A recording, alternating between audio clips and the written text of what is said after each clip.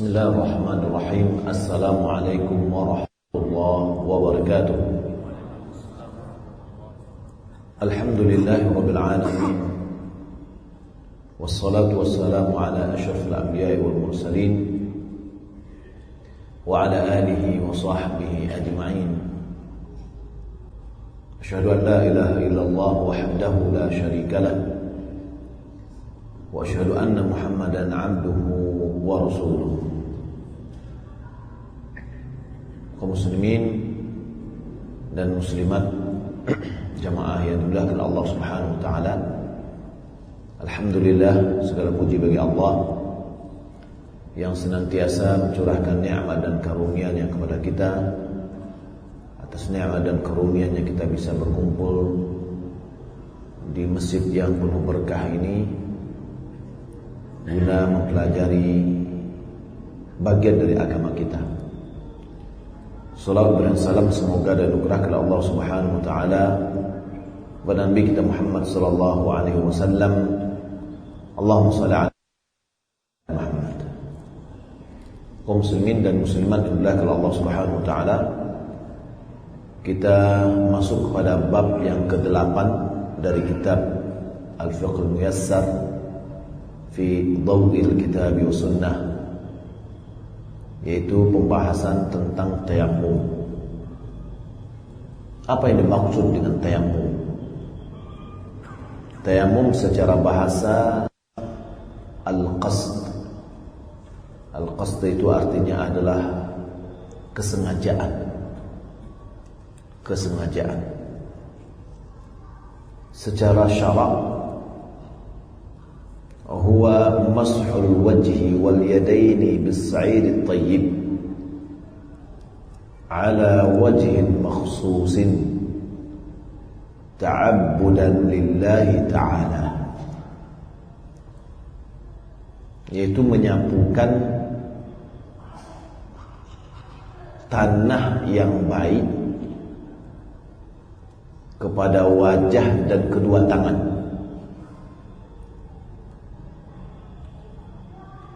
dengan cara yang khusus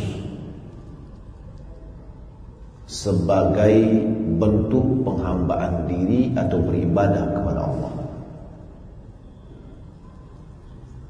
Lalu apa hubungannya antara syarak dengan bahasa? Bahasa tadi maksudnya qasd. Al-qasdu itu sengaja. Sementara secara istilah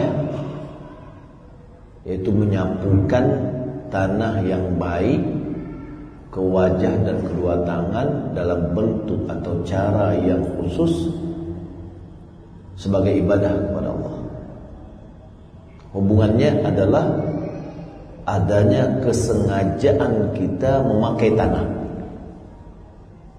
Kita sengaja mengambil tanah dan kita sapukan tangan kita, atau kita pukulkan tangan kita ke tanah, kemudian tanah yang menempel di wajah kita, kita sapukan ke wajah dan kedua tangan kita. Hukum dari tayammum dan dalil legalitasnya. Tayammum itu masyru', disyariatkan. yakni tayammum itu sesuatu yang ada di dalam syariat. Dia merupakan rukhsah. Dia merupakan keringanan atau dispensasi dari Allah Subhanahu wa taala untuk hambanya. Jadi dia ada keringanan yang Allah berikan kepada hambanya. Dan dia merupakan mahasin hadis syariah. Dia merupakan di antara indahnya syariat ini. Ya. Syariat ini sangat simple, sangat fleksibel, mudah, indah. Dan dia juga tayammum merupakan kekhususan umat ini. Karena umat-umat sebelum kita tidak disyariatkan kepadanya tayammum.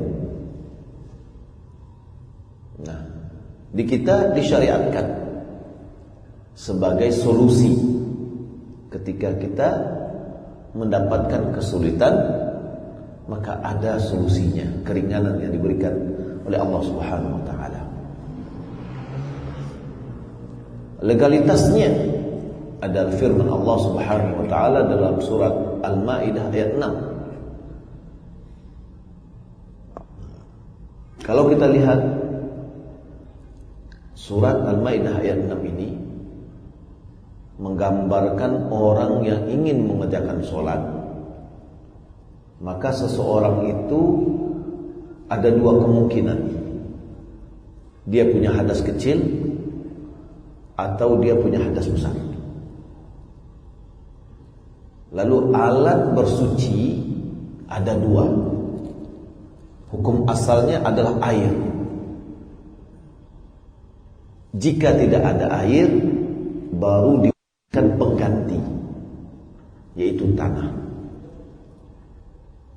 Maka ketika seorang punya hadas kecil, ketika dia punya air, dia memiliki dua hadas. Hadas kecil dengan memakai air adalah dengan berwudu. Hadas besar dengan cara mandi. Ketika tidak ada air, hadasnya berapa jumlahnya? Hadasnya tetap dua.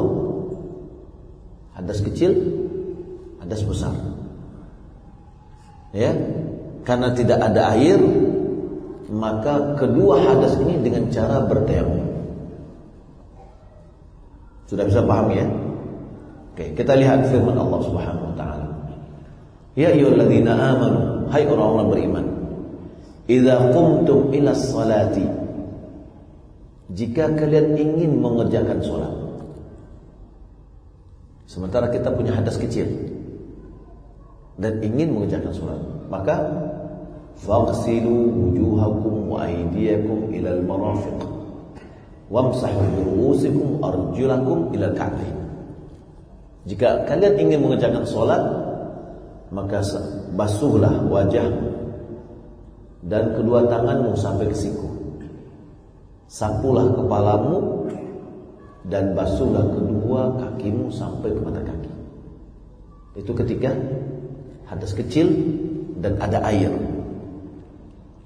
Wa in kuntum junuban fatahharu. Jika kamu ingin mengerjakan sholat tapi kamu dalam keadaan junub, ada air, fatahharu, maka mandilah. Lalu belahan berikutnya dalam kondisi yang kedua, wa in kuntum marda, jika engkau sakit, di mana sakit ini kita tidak bisa memakai air, au ala safarin, atau dalam keadaan perjalanan, au jaa ahadum minkum minal ghaid, atau salah seorang di antaramu datang dari WC. WC ini hadas kecil atau hadas besar? Hah? Hadas kecil. Ya, ada buang air kecil, buang air besar.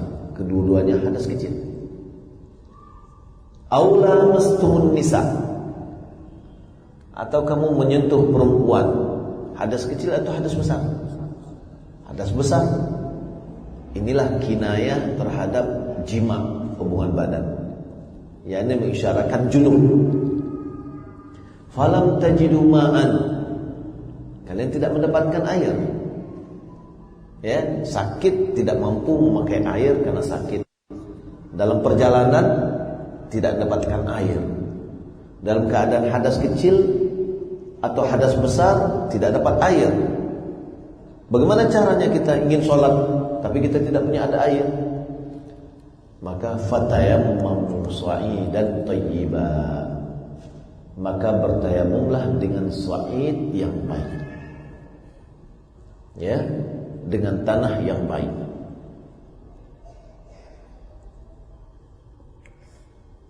Famsahu biwujuhikum wa aydikum minhu, maka sapulah wajahmu dan kedua tanganmu dari tanah itu. Ya. Ma yuridullahu liyaj'ala 'alaikum min haraj. Allah tidak ingin menjadikan kesusahan bagi kalian. Walakin yuridu liyutahhirakum. Akan tetapi Allah ingin mensucikan kalian. Wa liyutimma ni'matahu 'alaikum. Dan Allah ingin menyempurnakan nikmatnya atas kalian, la'allakum tashkurun, agar kalian bersyukur. Ini surah Al-Maidah ayat 6. Maka di dalam ayat ini dijelaskan ketika tidak ada air, maka bertayamumlah dengan cara sapukan tanah itu ke wajah dan ke tangan. Bagaimana caranya nanti kita akan pelajari. Kemudian dalam sabda Nabi SAW, As-sa'idu tayyibu kafika illam tajid al-ma'a 10 hijaj. Fa idza wajadta al-ma' fa'amissa basharatak. Kata Nabi SAW, As-sa'idu tayyib, tanah yang baik cukup bagimu jika kamu tidak mendapatkan air selama 10 tahun. Selama 10 tahun tidak dapat air. Ada air untuk diminum, tapi tidak bisa untuk dipakai. Ya. Fa idza wajadtal ma, jika kalian telah mendapatkan air, atau jika kamu telah mendapatkan air, maka sentuhkanlah air itu ke kulitmu. Yakni kalau sudah dapat air, segera berwudu atau segera mandi. Wa liqouli sallallahu alaihi wasallam, ju'ilat liyal ardu masjidan wa tahura. Karena sabda Nabi SAW, dijadikan bagiku bumi ini sebagai tempat sujud dan sebagai alat yang mensucikan. Ya, jadi fa'aina, kelanjutannya fa'aina ma adraka ar-rajulu salat, fa'aina ma adrakatir rajulu salatu, fa'aina ma adrakatir rajulu salatu ma'ahu masjiduhu wa tahuru. Dimanapun seseorang ketemu dengan waktu sholat, dia punya tempat sholatnya, dia punya alat bersucinya. Ya, tidak perlu tunggu-tunggu. Enggak ada air, ya dengan tayamum. Sholat di atas tanah. Karena Allah Subhanahu wa taala jadikan tanah itu sebagai, atau bumi ini sebagai tempat sujud untuk mengerjakan sholat. Jadi enggak perlu cari masjid dulu kemana-mana. Ya. Waqad ajma'a ahlul ilmi 'ala masyru'iyyati at-tayammum idza tawaffarat syara'ituhu. Ulama telah sepakat disyariatkannya tayamum itu apabila syarat-syaratnya terpenuhi. Ya. Wa annahu qa'imun maqam at-taharati bil ma'. Bahwasanya tayamum itu memposisikan dirinya di posisi bersuci dengan air. yakni sama dengan berwudu. Kalau sama dengan berwudu, fayubahu bihi ma yubahu bitatahhuri bil ma' min as-salati wat tawafi wa qira'atil Qur'an wa ghairi dzalik. Kalau tayamum itu sebagai pengganti wudu, maka dibolehkan dengan tayamum apa yang dibolehkan dengan berwudu. Apa yang dibolehkan dengan berwudu? Salat, tawaf, baca Al-Quran dan yang lain yang disyaratkan untuk bersuci. Begitu juga dengan tayamum. Ya. Apakah hanya satu kali salat saja? Tidak. Ya. Selama tayamumnya masih sah, maka dia bisa kerjakan berapapun dari bentuk ibadah.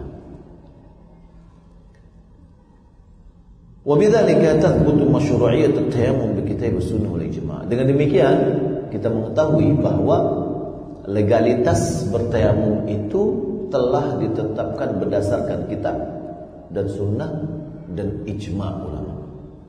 Jadi tidak diragukan lagi bahwa tayamum itu disyariatkan atau dilegalkan di dalam syariat kita.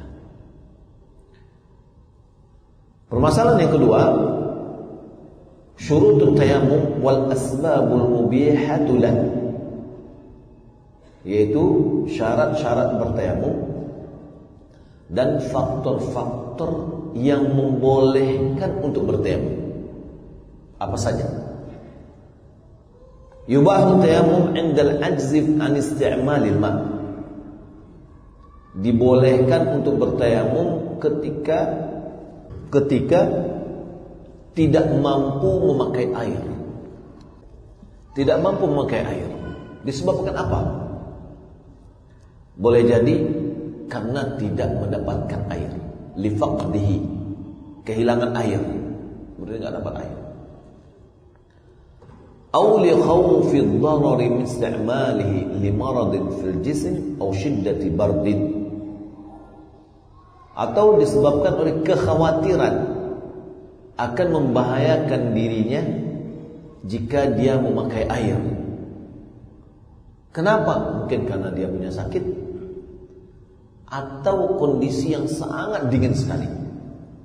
Ya, alhamdulillah tempat kita tidak ada yang terlalu dingin dan tidak ada untuk memanaskan air.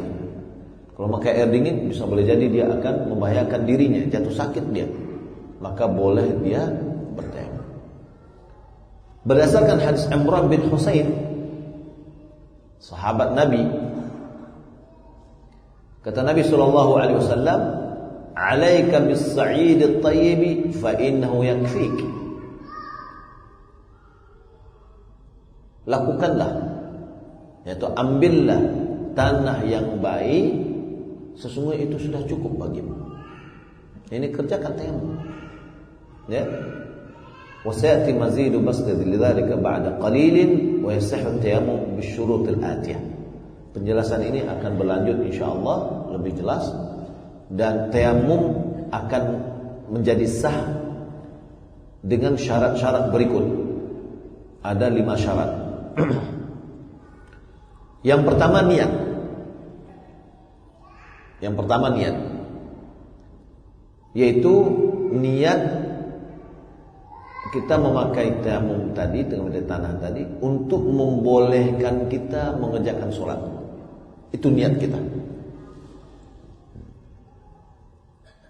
Dan niat merupakan syarat seluruh ibadah. Niat tempatnya di hati, tidak perlu dilafazkan. Tidak perlu kita mengatakan sengaja aku bertayamum untuk membolehkan saya sholat. Tidak perlu. Ya, niat kita, maksud kita untuk pakai tanah ini apa? Karena kita ingin mengerjakan sholat. Maka maksud keinginan hati itu sudah cukup menjadi niat. Wat tayammum ibadah. Tayammum itu adalah ibadah. Dan ibadah diperlukan niat. Maka syarat pertama adalah niat. Innamal a'malu binniyat wa innamal likulli imrin ma nawa. Hanya saja amalan itu sah atau tidak sahnya tergantung dengan niat. Dan seseorang diberikan ganjaran sesuai dengan yang diniatkannya. Yang kedua, Islam. Maka tidak sah tayamum yang dilakukan oleh orang kafir. Kenapa? Karena dia adalah ibadah. Ibadah tidak sah dilakukan oleh seorang kafir. Yang ketiga, al-aql, yakni waras. Ada akal, maksudnya waras. sehat akalnya. Fala yasih min ghairi aqilin, tidaklah sah tayamum dari orang yang tidak punya akal. Seperti apa? Kal majnun, orang gila, dia tayamum enggak sah, kan akalnya enggak sama dia. Wal mughma alaih, begitu juga dengan orang yang pingsan. Ya, orang pingsan atau orang yang tidak sadar. Ya, ada orang subhanallah, dia ditimpa oleh sebuah penyakit, mungkin boleh jadi sarafnya kena, ya, penyumbatan di saraf misalkan. Itu boleh jadi dia berbicara dengan kita, dia bisa menjawab, tapi dia tidak tahu. Ya, besok ya, dia tidak tahu apakah kita yang sudah ya kita omongin. Ya. Yang keempat, at-tamyiz. Tamyiz itu maksudnya memayyiz, yaitu umur yang sudah bisa memahami perkataan, pembicaraan. Ulama hadis mengatakan makna atau yang menjadi barometer tamyiz itu adalah fahmul khitab. Si anak sudah paham dengan omongan, yakni pemahaman. Contoh misalkan, nih kita mau sholat nih, sholat itu ibadah kepada Allah, nggak boleh mengerjakan apa-apa kecuali berzikir. Paham dia, berarti dia mumayyiz. Tapi kalau iya sholat ya, pas sholat Allahu Akbar, nanti dia bicara, ngantor, kan? Berarti dia nggak paham apa itu sholat. Ya, belum paham dengan khitab pembicaraan kita. Nah, maka tidak sah tayamum yang dilakukan oleh anak-anak umur 5 tahun. Ya, tidak sah tayamum karena dia belum mumayyiz. Ya, ada di antara ulama yang membatasi umur, ada yang 7 tahun, ada yang membatasi umurnya 6 tahun.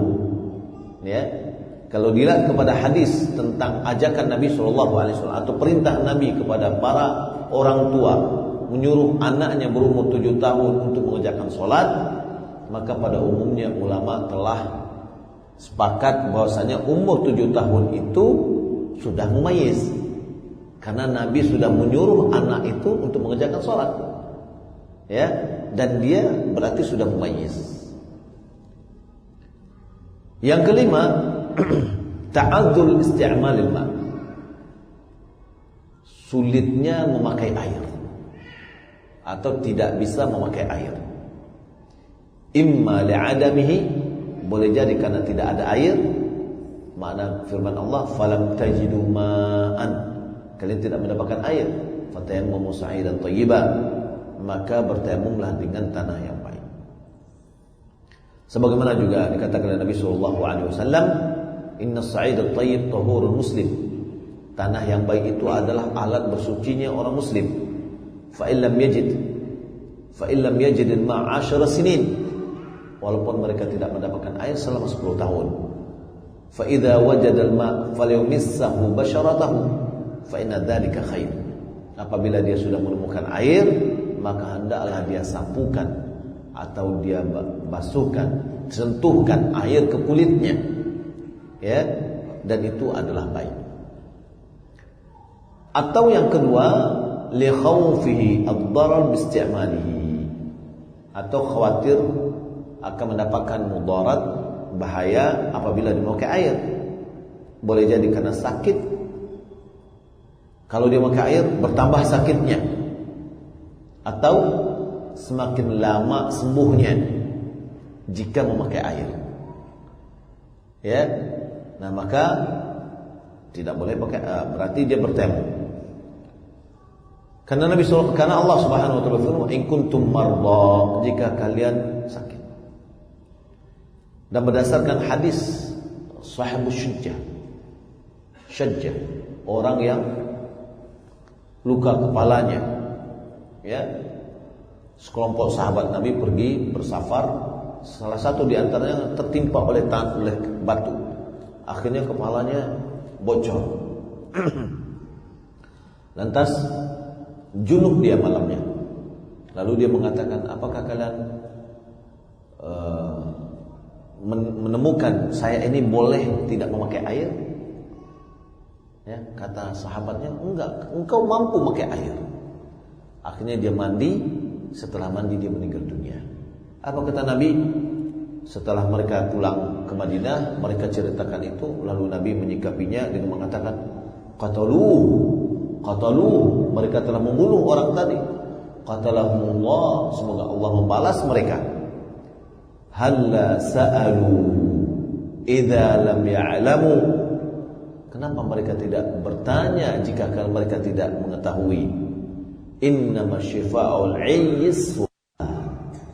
Karena obat dari ketidaktahuan itu penyakit. Obatnya apa? Bertanya. Fas'alu ahla dzikri in kuntum la ta'lamun. Ya, atau karena saking dinginnya, khawatir akan muncul mudarat atau akan bisa sakit disebabkan karena memakai air yang sangat dingin. Ini hadis Amr bin As ketika Nabi SAW mengutus dia dalam satu peperangan, perang Dzatus Salasil, rantai, ya, rantai besi. Lalu apa katanya? Ihtalamtu fi lailatin baridatin syadidatil bard. Aku mimpi, yakni mimpi basah pada malam yang sangat-sangat dingin. Fa ashfaqtu in ightasaltu an ahlak.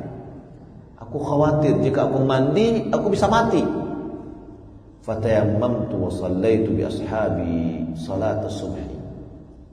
Lalu aku bertayamum, lantas aku imami sahabat-sahabatku untuk sholat subuh dengan tayamum tadi. Baik. Kemudian yang keenam, tambah lagi, yang tadi 5, yang keenam, ayakuna tayamum biturabin tahurin ghairi najisin. Bertayamumnya dengan tanah yang suci, tidak ada najis. Katurabil ladzi asabahu baulin wa lam yutahhar minhu. Seperti tanah yang kena kencing tapi belum disucikan, berarti tanahnya tidak boleh dipakai. Lahu ghubarun yu'allaq bil yad in wajadahu. Tanah tadi kering. Coba lihat. Dalam bahasa Arab kalau turab itu tanah yang kering, bukan pasir. Tanah yang kering. Kalau dia basah namanya tin. Ya. Kalau pasir namanya raml. Padang pasir itu tidak tanah, itu raml. Ya, pasir aja. Jadi harus bedakan tanah yang kering, yang tidak ada tanah yang kering lah. Tidak ada air misalkan, kering. Nah itu dia. Kan ada dia debu di atasnya. Taib. Karena dalam firman Allah Subhanahu wa taala, fatayammamu sa'idan thayyiban famsahu wujuhikum wa aydikum minhu. Qala Ibnu Abbas mengatakan as-sa'id turabul harth. Sa'id itu adalah tanah yang dipakai untuk cocok tanam. Berarti tanah untuk tumbuh-tumbuhan. Tapi tanahnya kering, bukan basah. Ya. Kalau basah bagaimana mau kita bertayamum, ya? Wa tayyib, makna tayyib adalah tahir, suci. Fa illam yajid turaban, kalau seandainya dia tidak bisa mendapatkan tanah yang kering tadi, tayammama bima yaqdiru alaihi min ramlin aw hajarin, maka dia boleh bertayamum apa yang mampu dia pakai dari pasir atau batu. Ya. Karena sabda Nabi sallallahu alaihi wasallam, karena firman Allah Subhanahu wa taala, fattaqullaha mastata'tum. Bertakwalah kepada Allah semaksimalnya. Ya. Qala al-Auza'i ar-ramlu minas sa'id. Al-Auza'i mengatakan pasir itu bagian dari sa'id yang disebutkan oleh firman Allah Subhanahu wa taala, as-sa'idah thayyibah, sa'idah thayyibah. Tayyib. Apa yang membatalkan tayamum? Ada beberapa hal yang bisa membatalkan atau merusak tayamum. Ya. Yang pertama, tayamum batal disebabkan oleh hadas yang kecil, hadas kecil. Yang bisa membatalkan wudu, dia membatalkan tayamum. Kita sudah mempelajari dulu keluarnya sesuatu dari dua jalan, tidur yang menghilangkan akal, tidur yang nyenyak, ya, dan beberapa hal dulu yang kita pelajari. Hilangnya akal, ya. Kemudian yang membatalkan tayamum hadas akbar, ya, hadas besar yang mewajibkan mandi, baik itu junub atau haid bagi ibu-ibu atau nifas bagi ibu-ibu. Fa idza tayammam an hadath al-asghar thumma bala aw taghawwata batala tayammumuhu. Jika seandainya dia bertayamum disebabkan hadas kecil, setelah dia bertayamum dia buang air kecil atau buang air besar, maka tayamumnya tadi batal. Ya. Lianna tayamum badalun min anil wudu, karena tayamum itu adalah ganti dari wudu. Wal badalu lahu hukmul mubdal. Yang pengganti itu hukumnya sama dengan yang diganti. Ya. Wa kadzalika tayamum anil hadath al akbar. Begitu juga tayamum disebabkan oleh hadas besar. Maka batal juga tayamumnya. Yang kedua, wujudul ma', adanya air. Air yang bisa kita pakai untuk berwudu.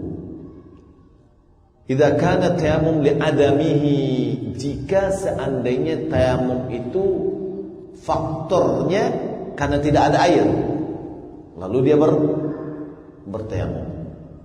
Ya. Ketika ada air, tayamumnya batal. Buang angin besar, buang angin buang air kecil atau besar tidak mempengaruhi. Ya, adanya air batal tayamumnya. Karena sabda Nabi sallallahu alaihi wasallam, fa idza wajadta al-ma fa amissahu basyaratak. Jika engkau mendapatkan air, maka sentuhkan air itu ke kulitmu. Jadi tayamum tadi batal.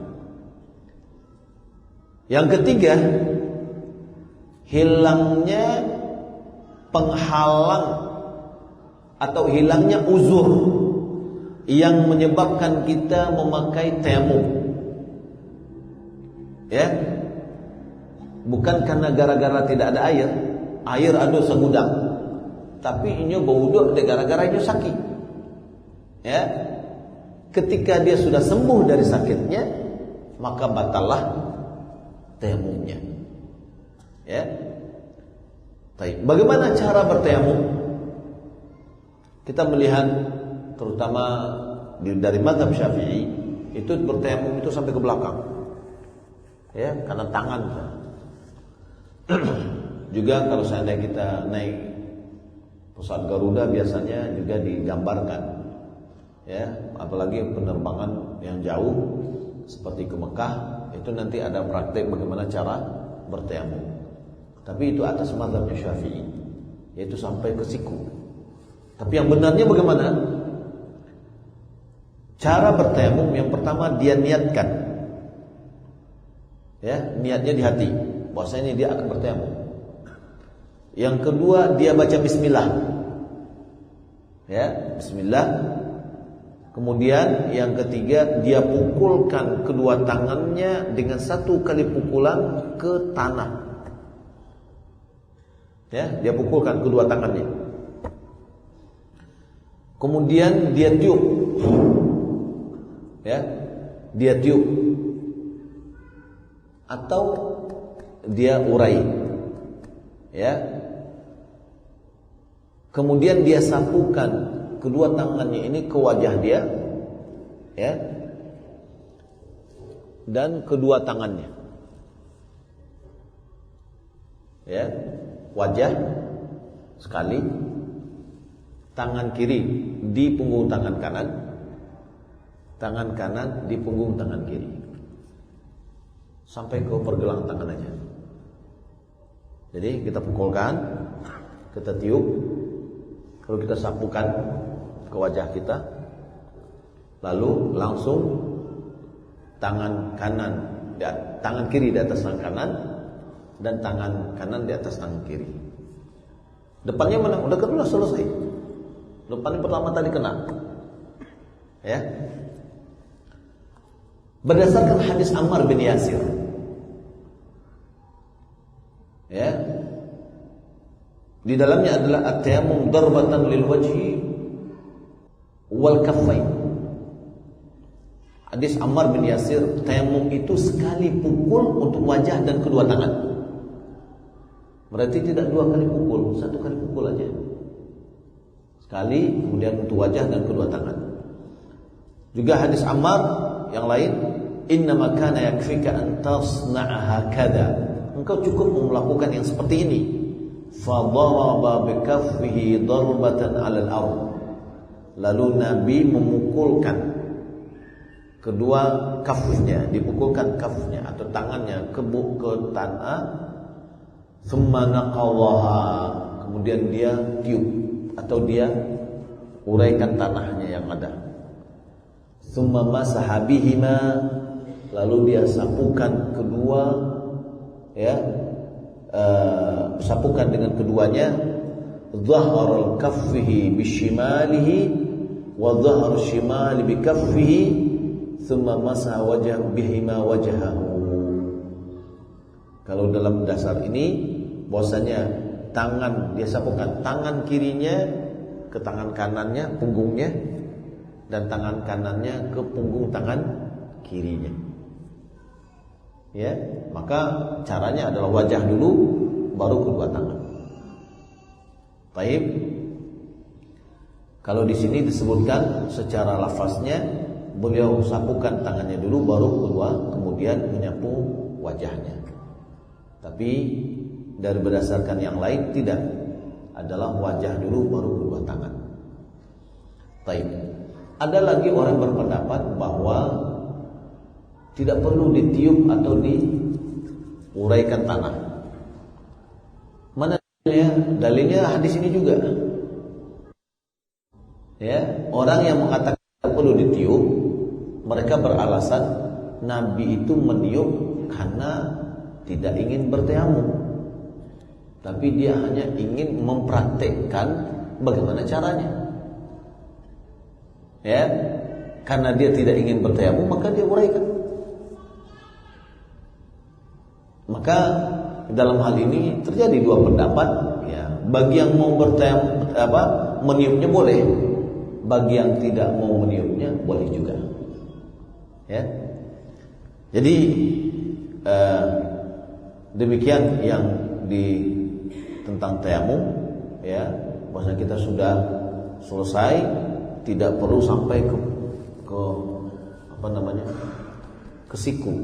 Ya, malahan kalau dalam mazhab Syafi'i disapukan ke kanan, ke bawah, kemudian disapukan ke atas sampai seujung. Ya, tapi sebenarnya tidak, cukup dengan menyapukan kedua tangan kita ke wajah, kemudian punggung tangan kiri dan punggung tangan kanan, kemudian punggung tangan kiri, selesai.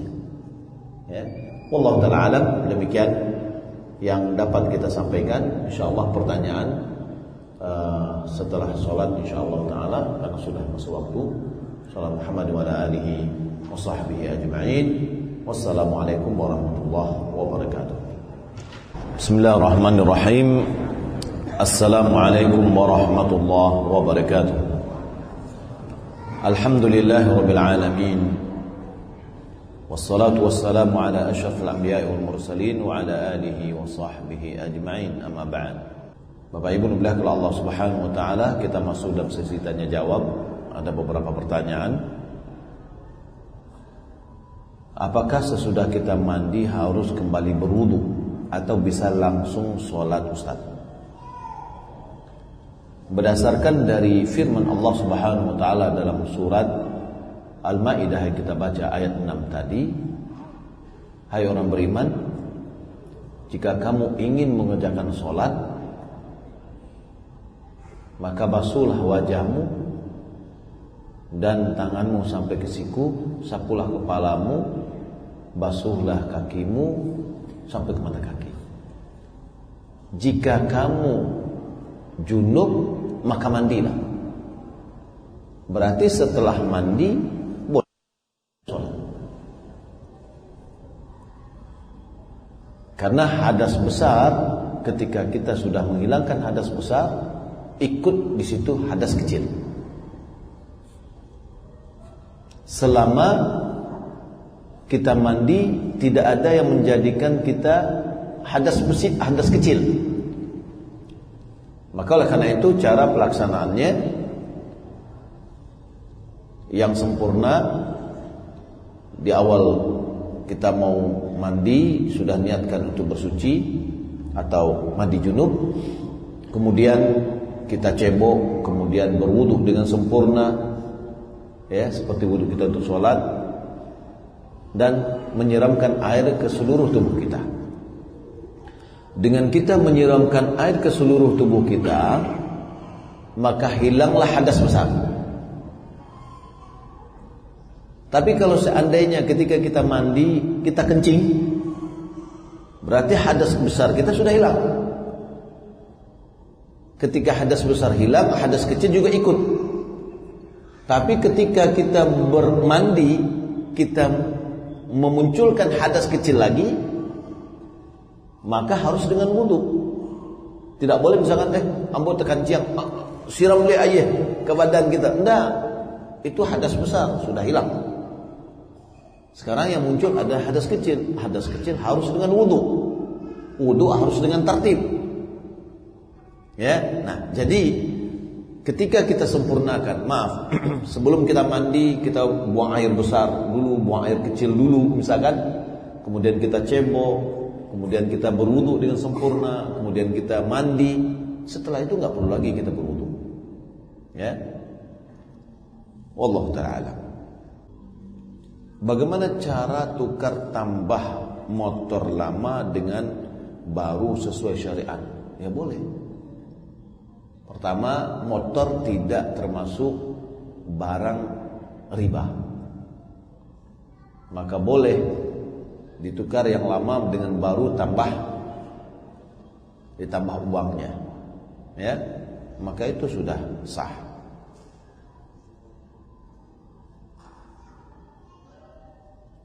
Bolehkah seorang itu bertayamum dengan debu yang diyakininya ada di dinding rumah, tapi debu itu tidak terlihat? Iya. Nabi SAW bertayamum dengan dinding, maka boleh kita bertayamum dengan dinding karena ada debu di sana. Wallahu a'lam. Bagaimana hukumnya jualan online yang barangnya bukan punya kita atau tidak ada, seperti reseller, dropship? Hadis Nabi SAW yang mengatakan, la tabi' ma laysa 'indak. Jangan engkau jual barang tidak engkau miliki. Ya, maka kita tidak boleh menjual barang yang tidak kita miliki.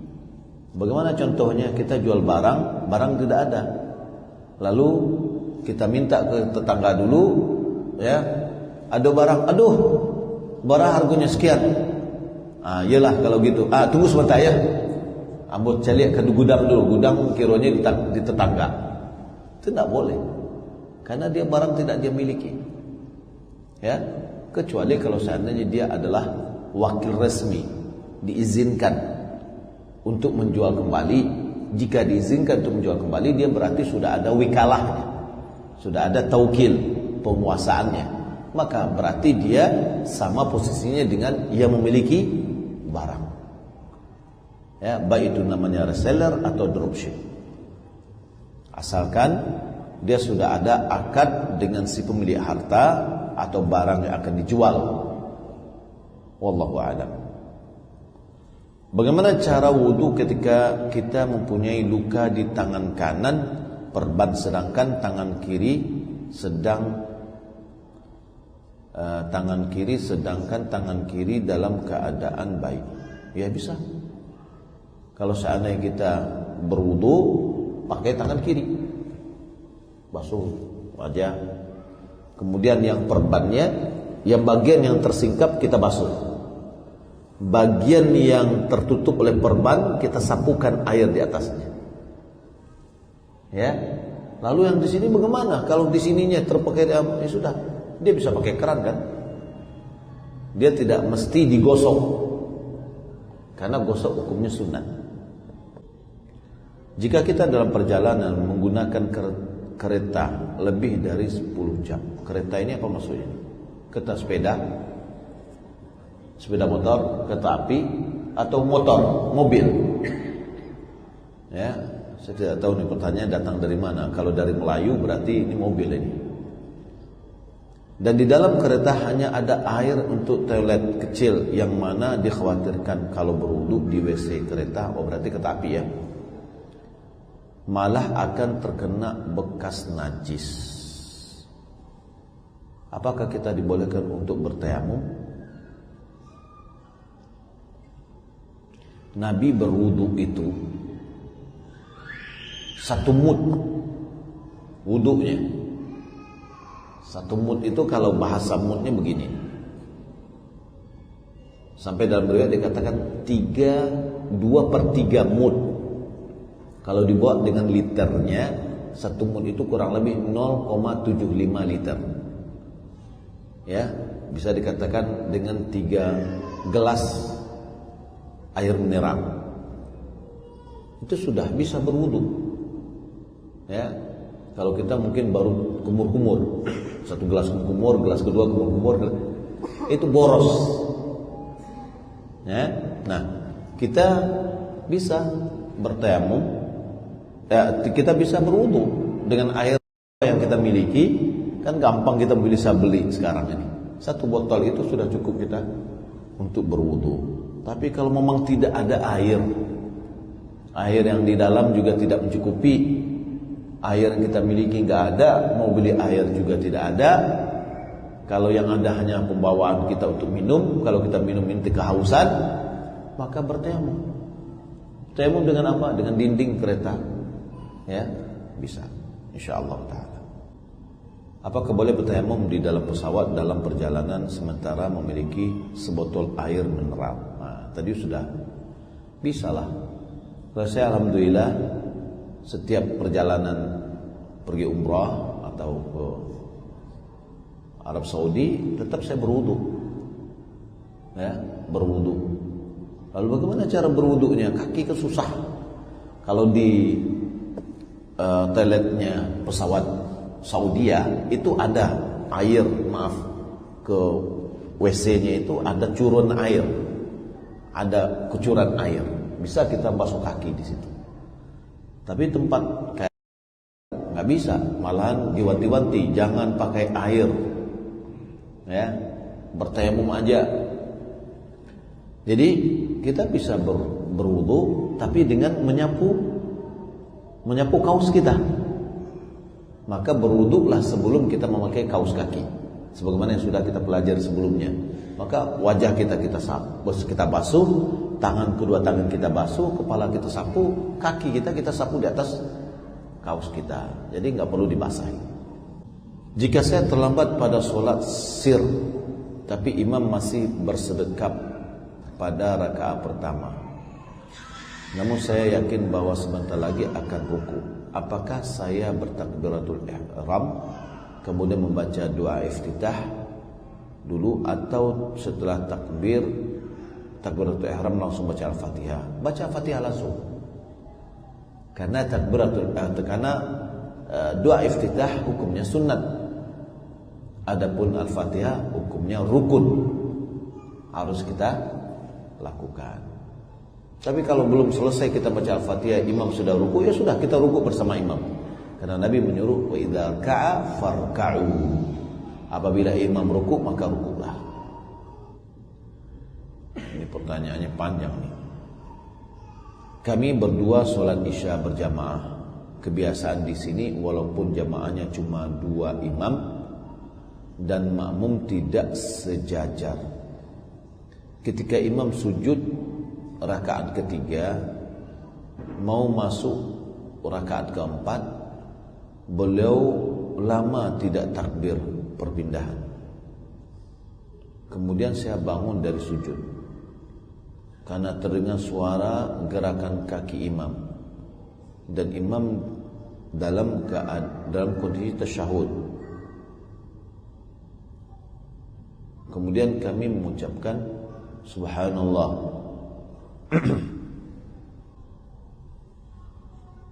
Saya bangun dari sujud karena mendengar suara gerakan kaki imam, dan imam dalam kondisi tasyahud. Kemudian kami mengucapkan subhanallah, dan imam bangkit melanjutkan ke rakaat keempat, dan saya ikut ke rakaat keempat. Setelah sujud terakhir rakaat keempat, imam takbir tapi tidak tasyahud, langsung berdiri menjadi ada rakaat ke-5 rakaat, dan saya tetap duduk menunggu imam menyelesaikan rakaatnya. Yang saya tanyakan, apakah sikap saya yang seolah-olah membiarkan imam masuk ke rakaat ke-5 salah? Karena beliau sudah posisi berdiri sempurna, makanya saya tidak mengucapkan subhanallah. Ya, kalau seandainya kita yakin imam adalah salah, kita ucapkan subhanallah. Tapi kalau dia seandainya dia ngeyel juga, biarin aja. Yang sudah kita ucapkan sebagai tanda kita untuk mengingatkannya. Ya. Kalau kita biarkan saja, walaupun dia sudah berdiri posisi, kalau rakaat ke-5, walaupun posisinya sudah sempurna berdiri, jika diucapkan subhanallah dan imam sadar dia adalah pada rakaat ke-5, dia wajib turun.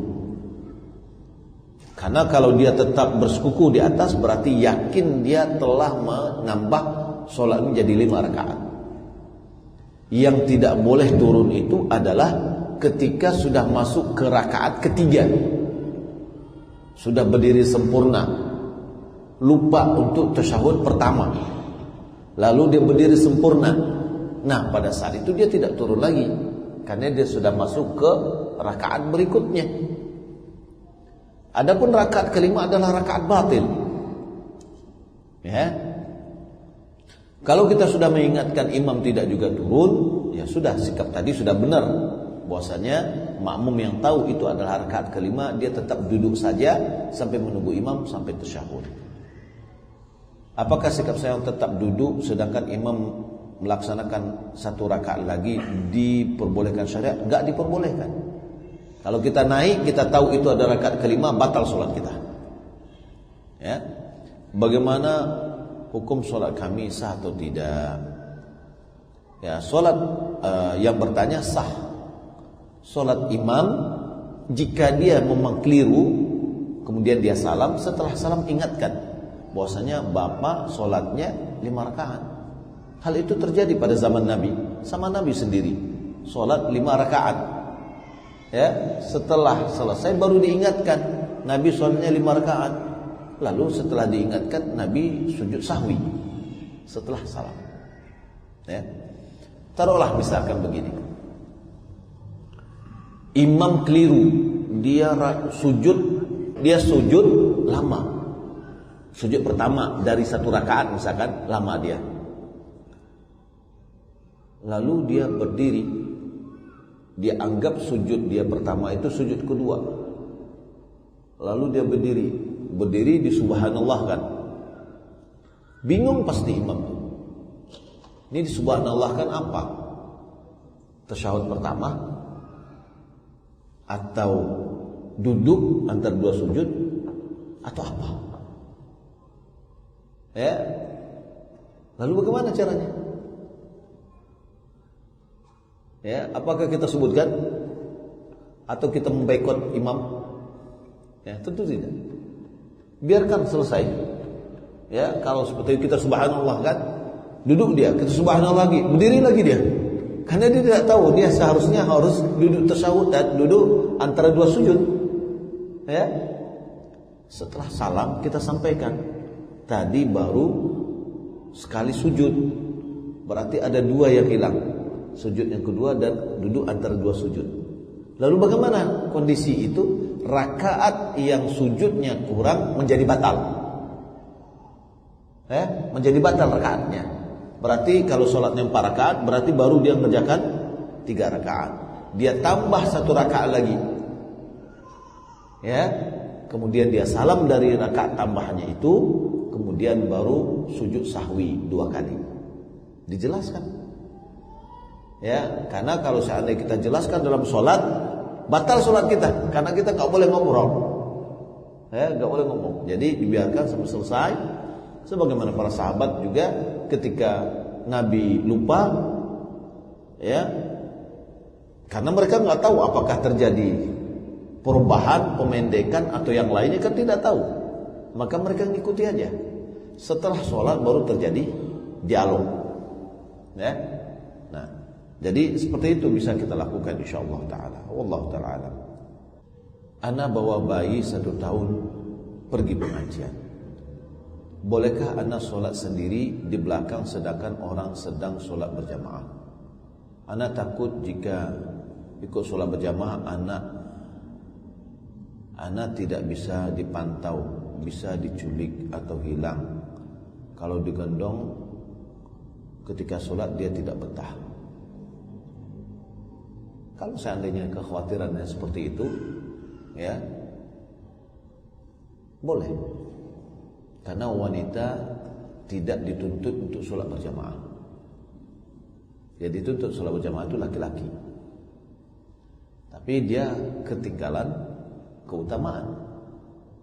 Karena sholat berjamaah 27 derajat daripada sholat sendiri. Di dalam membatalkan tayamum, pada poin ketiga karena ada air. Misalnya kita punya tayamum, kemudian masuk waktu sholat dan di tempat itu ada air yang cukup. Apakah kita wajib berwudu lagi atau cukup dengan tayamum tadi kita sholat? Jika kita belum sholat dan kita mendapatkan air yang cukup, wajib berwudu.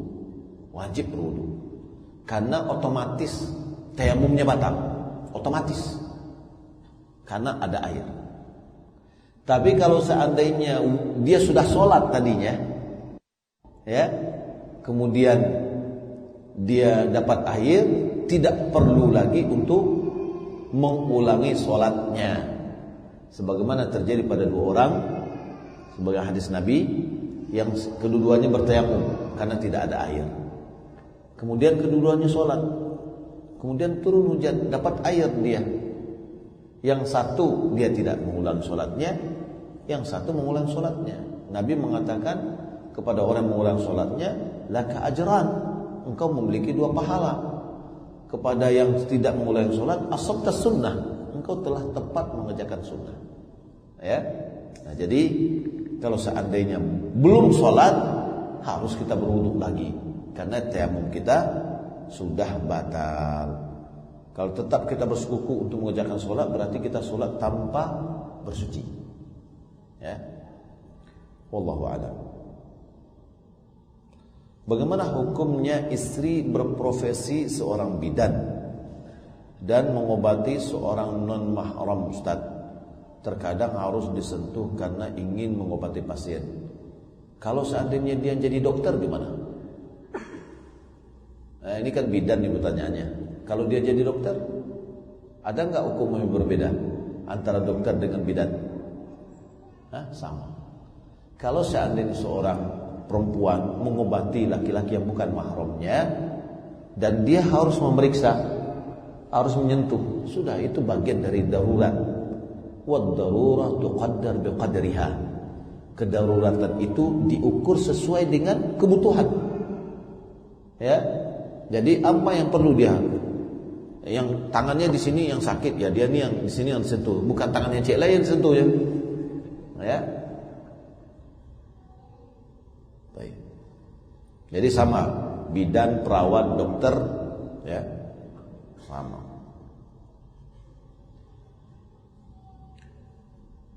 Saya pernah mendengar kalau kita mendengar kajian, dosa kita diampuni Allah. Bagaimana kalau yang mendatangi kajian itu tidak serius mendengarkan kajiannya, Buya? Wallahu a'lam, saya tidak tahu. Orang datang mendengar pengajian diampuni dosanya, wallahu a'lam, saya tidak tahu. Kalau orang datang pengajian tapi tidak serius, dia sudah membuang-buang waktunya. Ya, lebih baiknya kerajuan di rumahnya, ada yang selesai. Tapi kalau seandainya datang ke pengajian, ke masaji, sibuk dengan HP di belakang, orang keluar, ya orang membawa ilmu, ini tidak bawa apa-apa, lebih baiknya di rumah. Ya. Dalam salat sir, imam tetap biasanya menggerakkannya cepat. Apa boleh setelah takbiratul ihram langsung baca Al-Fatihah? Dikhawatirkan jika baca iftitah dan ta'awud dulu tidak sempat membaca Al-Fatihah sampai selesai.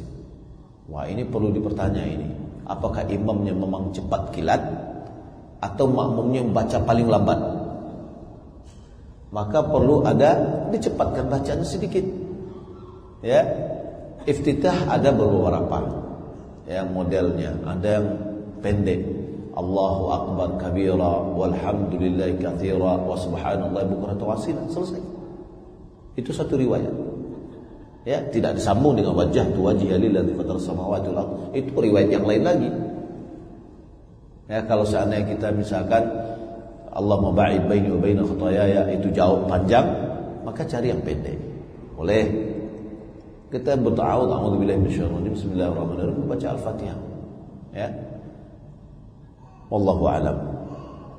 Kalau seandainya memang super kilat bacaan imamnya, sampai kalau kita baca ini, ya kita tidak baca doa iftitah, lalu baca ta'awudz dan bismillah, kita membaca Al-Fatihah. Ya. Wallahu a'lam. Jika kita masbuk, sebaiknya kita tetap membaca doa iftitah atau langsung baca Al-Fatihah. Langsung baca Al-Fatihah. Ya, kalau misalnya terlanjur baca dan ternyata belum selesai baca Al-Fatihah, sudah ruku, yang harus kita lakukan, ya kita ruku. Ya, jangan kita tunggu dulu, kita selesai, imam udah mau dari ruku, sudah mau berdiri, kita kejar lagi, jangan. Ya, kondisi makmum dengan imam ada 3, ada 4. Mendahului imam hukumnya haram, bersama dengan imam gerakannya makruh, mengikuti imam sunnah, terlambat dengan imam sama dengan mendahului dari imam, apalagi terlambat dengan satu rukun. Imam sudah berdiri, dia baru turun, ya, maka sama hukumnya dengan mendahului imam. Karena mendahului imam berarti dia mendahului imam dari rukun, ya, rukun dia lakukan dulu, baru imam belakang datang dia. Nah, ini imam sudah lewat satu rukun, baru dia mengerjakan rukun yang sudah ditinggalkan oleh imam. Allah Ta'ala alam, mudah-mudahan bermanfaat. Mohon maaf ada beberapa pertanyaan yang belum bisa saya jawab karena waktu yang membatasi. Sallallahu Muhammad wa ala alihi wa sahbihi ajma'in. Wassalamualaikum warahmatullahi wabarakatuh.